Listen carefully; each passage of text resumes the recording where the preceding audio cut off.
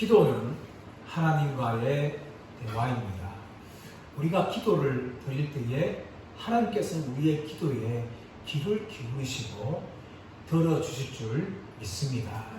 그런데 기도하다 보면 우리에게 어려움이 있습니다. 그것이 무엇인가 하면 때로는 내가 열심히 구하였지만 나의 뜻대로 응답이 되지 않는다는 것입니다. 하나님은 우리의 기도에 응답을 하시지만 때로는 우리의 기도가 아니라 하나님의 뜻 가운데 응답해 주시는 분이십니다.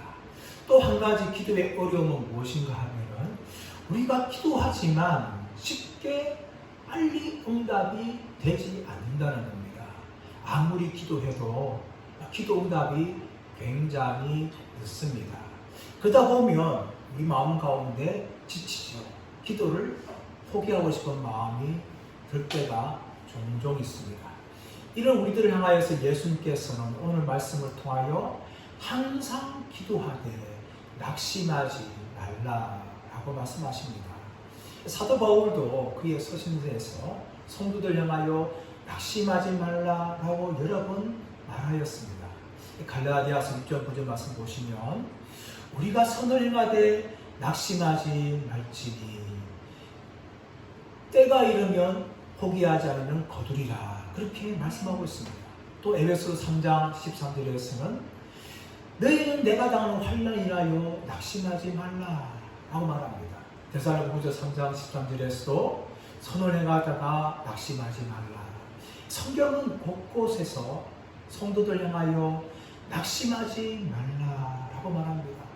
그런 낙심한다는 것은 헬라어로 에크카케오라는 단어인데 이 단어는 힘이 빠져서 지치거나 겁을 먹어서 중간에 포기한다는 의미를 가지고 있습니다.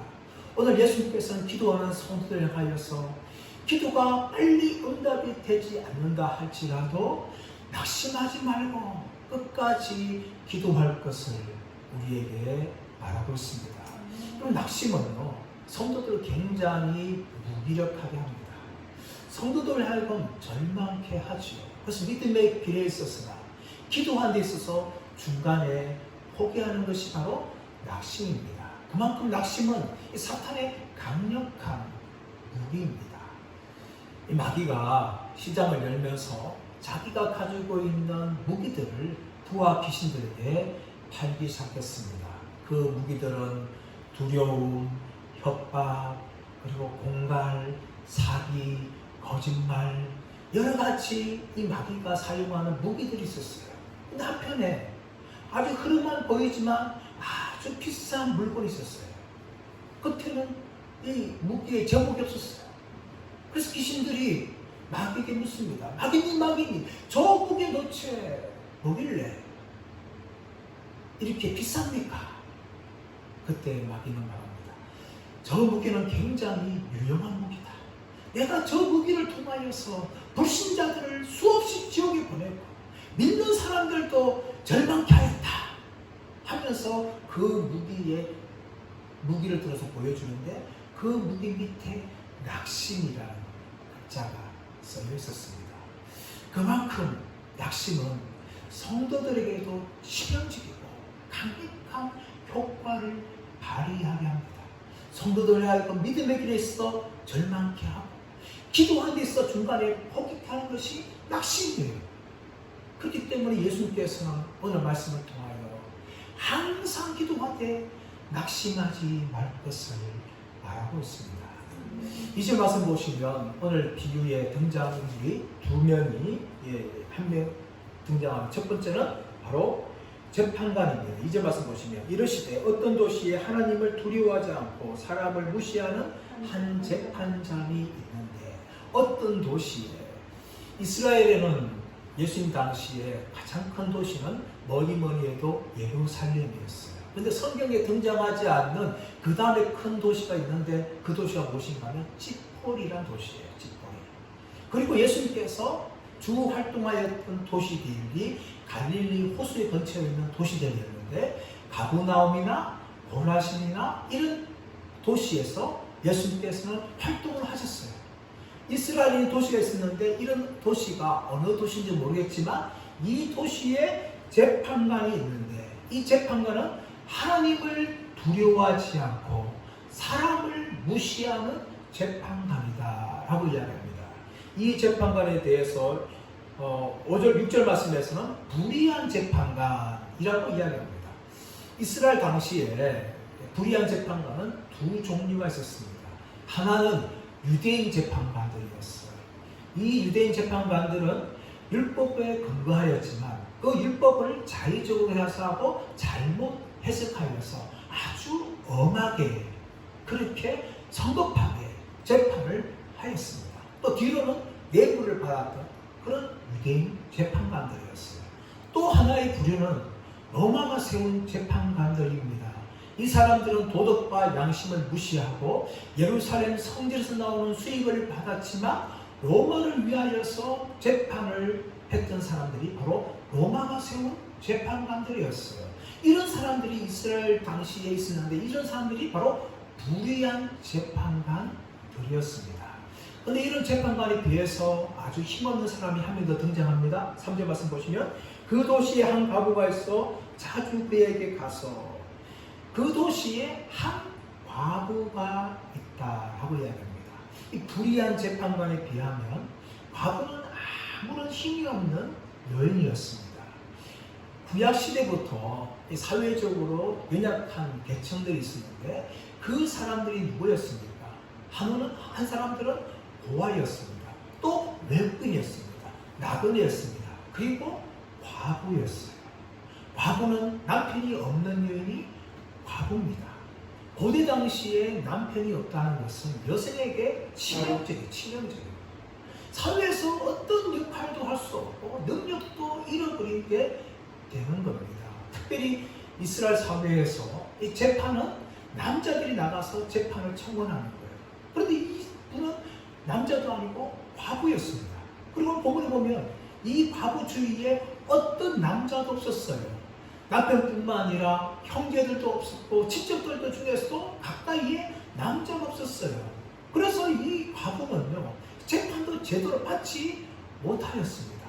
그런데 이 과부에게 아주 원한적인 문제가 생겼습니다. 3절 계속 보시면 내 원수에 대한 나의 원한을 풀어줘서 하되 이 과부가요 주위에 남자가 없으니까 어떻게 합니까? 직접 자신이 이 불의한 재판관에 나가서 나의 원한을 풀어줘서 하고 호소를 합니다. 이 과부가 가지고 있던 원한이 무엇인지 성경은 정확하게 말하고 있지 않습니다. 하지만 분명한 것은 무엇입니까? 그것이 원한이었다는 거예요. 이 과부가 얼마나 상처받았는지 그 마음 가운데 쌓여서 원한이 되었다는 거예요. 그런데 이 원한을 풀 방법이 없었어요. 주위에 남자도 없었습니다. 그래서 할 수 없이 이 과부는 스스로 불의한 재판관에 찾아가는데 오늘 본문 보면 자주 그에게 가서 이 과부는 힘이 없었어요. 또 경제적으로 능력이 없어서 불의한 재판관에게 뇌물을 줄 형편도 못 되었습니다. 그래서 할 수 있는 방법이 무엇이었습니까? 자주 찾아가서 자신의 원한을 풀어달라고 호소하는 것이 바로 이 과부가 할 수 있는 전부였습니다. 그런데 여러분, 이 과부가 자주 가서 불의한 재판관을 괴롭히니까 불의한 재판관이 어떻게 반응하고 있습니까? 5절 말씀 보십시오. 자, 4절부터 보면 4절 5절 말씀 보시면 그가 얼마 동안 듣지 아니하다가 후에 속으로 생각하되 내가 하나님을 두려워하지 않고 사람을 무시하라. 이 불의한 재판관이 처음에는 이 과부의 요청을 전혀 듣지 않았어요. 그가 얼마 동안 듣지 아니하다가 듣지 않았습니다. 근데 후에 뭐라고 속에 생각합니까? 내가 하나님을 두려워하지 않고 사람을 무시하나. 5절 말씀 보시면 이 과부가 나를 번거롭게 하니 내가 그 원한을 풀어주리라. 그렇지 않으면 늘 와서 나를 괴롭게 하리라 하였느니라. 이 불의한 재판관은 하나님도 두려워하지 않고 사람을 무시하였어요. 그런데 이 과부가 자신을 번거롭게 하니 내가 그 원한을 풀어주리라 라고 말합니다. 이 번거롭게 한다는 것은 귀찮게 하다, 골치 아프게 하다는 거죠. 하루 이틀이 아니라 계속해서 이 가부가 찾아와서 나의 원한을 풀어달라라고 말하니까 자신에게 골치 아픈 거예요. 너무나 괴로운 겁니다. 그래서 내가 그 원한을 풀어주리라 라고 말합니다. 만약에 그렇지 않으면 어떻게 될까요? 5절 하반절 말씀 보시면 그렇지 않으면 늘 와서 나를 괴롭게 하리라. 자기가 그 가부의 소원을 원한을 풀지 않으면 이 가부가 늘 와서 나를 괴롭게 하리라. 늘이란 단어는요, 헬라어로 에이스텔로스라는 단어인데 영원히 말하는 거야. 영원히. 이건 무슨 말입니까? 가부가 자신의 원한을 풀어줄 때까지 불의한 재판관에 와서 불의한 재판을 번거롭게 하니까 그때 어떻게 될까요? 그러면 자신이 괴롭게 된다는 거예요. 이 괴롭게 된다는 이 단어의 의미가 무엇인가 하면 권투 선수가 권투를 하는데 상대방의 눈 밑에를 정확하게 가격하여서 그 눈 밑이 퉁퉁 부어오르는 고통을 당하는 의미가 바로 이 괴롭게 한다는 거예요. 지금 한번 매일같이 찾아와서 불의한 재판관에게 나의 원한을 풀어주다니까 이 불의한 재판관이 이 과부의 호소를 하여서 자신의 눈덩이가 퉁퉁 부어서 괴롭게 될 만큼 그 마음의 심정이 어렵게 된 상태였습니다. 그러므로 이 불의한 재판관이 이 과부의 소원을 내가 들어줘야 되겠다. 아니면 늘 과부가 나를 괴롭게 할 것이다. 이런 마음을 가지게 된 것입니다. 그래서 이 불의한 재판관이 이 과부의 원한을 풀어주게 된 거죠. 이런 예수님께서 비유를 말씀하시면서 예수님이 오늘 본문을 통하여 믿음의 성도들인 우리들에게 두 가지 말씀하십니다. 하나는 무엇인가 하면 하나님은 선하신 분이시기 때문에 불의한 재판관장과 전혀 다른 분이라는 것을 말씀한다는 것이죠. 7절 말씀 보시면 하물며 하나님께서 그 밤낮 부르짖는 택하신 자들의 원한을 풀어주지 아니하시겠느냐. 하물며 하나님께서 그 밤낮 부르짖는 택하신 자들의 원한을 풀어주지 아니하시겠느냐. 여러분, 이것은 하나님이 선하신 분이시며 그 선하신 하나님께서는 택하신 자들의 소원을 들어주신다라고 말씀하는 겁니다. 우리가 말씀을 살펴보았듯이 이 재판관은 불의한 재판관이었어요. 하나님도 두려워하지 않고 사람을 무시하면서 뒤로는 뇌물을 받으면서 이 재판을 복귀하는 재판을 하는 그런 사람이었습니다. 그런데 이런 사람과 달리 하나님은 선하신 하나님이시기 때문에 택하신 자들의 원한, 택하신 자들의 소원을 들어주신다 라고 예수님이 말씀하시는 것이죠. 불의한 재판관과 가부는 사실 아무 상관없는 관계였습니다. 그런데 하나님과 성도들은 어떤 관계입니까? 하나님은 택하신 백성들의 아버지가 되시고 우리는 하나님의 택하신 자들의 자녀가 된다는 것이죠. 이것이 하나님과 믿음의 성도들과의 관계이기 때문에 예수님께서는 그 아버지 되신 하나님께서 택하신 자들의 소원을 들어주실 것을 말씀하시는 것이죠. 마태복음 7장 7절의 쭉 말씀 보시면 문을 구하라, 찾으라, 두드리라 라고 말씀하시면서 7장 9절에서 아들이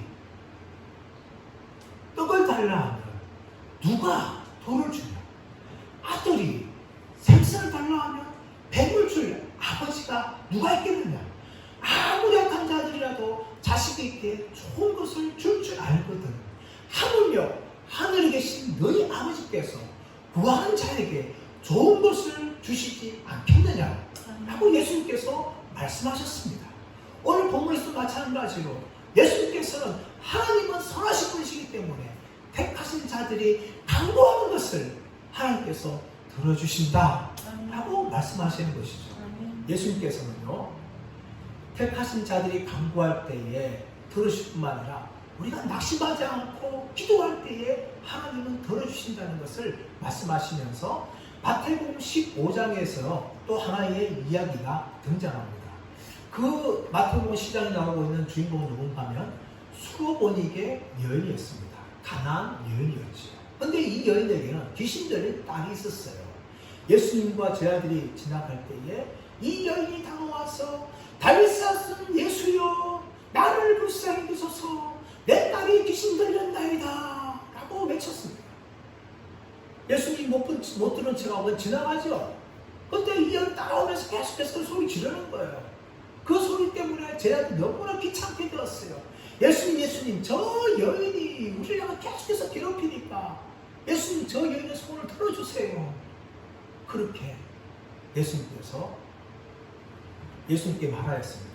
하지만 예수님께서는 전혀 반응을 보이지 않으시죠. 그래서 이 여자가 어떻게 합니까? 주여 도우소서 라고 외칩니다. 예수님이 어떻게 말합니까? 나는 이스라엘에 잃어버린 양들을 위하여 왔다. 그렇게 말하죠. 그래도 이 여인이 낙심하지 않고 주여 도우소서 라고 외칩니다. 그때 예수님께서 한마디도 말씀하십니다. 너는 이방이 아니라 너는 개다. 그렇게 이야기합니다. 그러자 이 여인이 또 무슨 말을 합니까? 예수님 개들도 주인의 상에서 떨어지는 부스러기를 먹나이다 하면서 자신을 불쌍히 달라고 그렇게 계속해서 예수님을 향하여 간구합니다. 그러자 그 여인을 향하여 예수님이 기뻐하면서 여자여 내 믿음이 크도다 라고 말씀하시는 거죠. 그리고 그 여인의 딸에게서 귀신을 쫓아보내시고 그 딸을 온전케 해주십니다. 사랑하는 여러분, 이방인인 여인이랄지라도 택함받지 못한 여인이랄지라도 예수님께 간구하고 낙심하지 않고 간구할 때에 예수님께서는 그 여인의 기도를 들어주셨습니다. 그렇다면 여러분, 선하신 하나님께서 택하신 자들의 백성들의 기도를 어떻게 외면하겠습니까? 그러므로 8절 말씀 보시면 이렇게 말씀합니다. 내가 너희에게 이르노니 속히 그 원한을 풀어주시리라.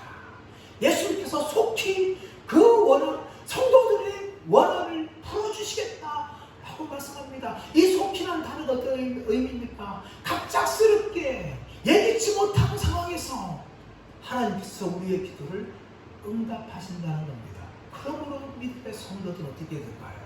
낙심하지 않고 항상 기도해야 됩니다. 선하신 하나님께서 나의 기도를 반드시 들으신다는 것을 믿으시고 내가 생각하지 않을 때에 갑작스럽게 하나님께서 응답하시니까 그 응답이 있을 때까지 기도할 것을 예수님께서 말씀하고 있는 것입니다. 사랑하는 여러분, 저와 여러분이 기도하다가 사실 얼마나 낙심합니까? 때로는 나의 뜻대로 응답되지 않기 때문에 낙심하고 또 내가 응답되기를 바라는 그 시간까지 응답되지 않기 때문에 우리가 굉장히 낙심합니다.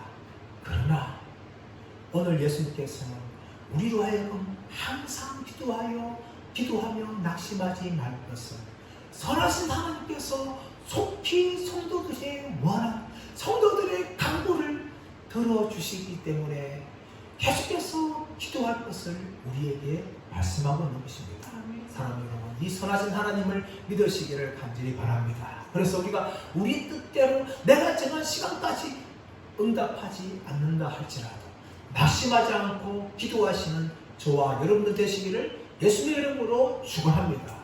또 한 가지 예수님께서 말씀하신 것은 무엇인가 하면 바로 마지막 때에 깨어서 기도한 사람들이 흔치 않다는 것을 말씀합니다. 8절 하반절 말씀 보시면 그러나 인자가 올 때에 세상에서 믿음을 보겠느냐 하시니라. 그러나 인자가 올 때에 세상에서 믿음을 보겠느냐. 인자가 온다는 무슨 말입니까? 예수님의 재림을 이야기합니다. 누가복음 18장 말씀 앞에 있는 17장의 본문은 예수님의 재림에 대해서 말씀합니다. 제 아들을 향하여서 예수님의 재림의 때에 노아 홍수 때처럼 사람들이 먹고 마시며 장가고 시집가는데 홍수가 갑자기 임한 것처럼 예수님께서 오신다고 말씀합니다. 또 소돔과 고모라 심판 때에 사람들이 전혀 예상하지 못했는데 갑자기 하늘에서 불과 유황이 떨어져서 심판하는 것처럼 예수님께서 갑자기 오신다는 것을 누가복음 17장 재림에 관한 교훈을 통하여 예수님이 말씀합니다.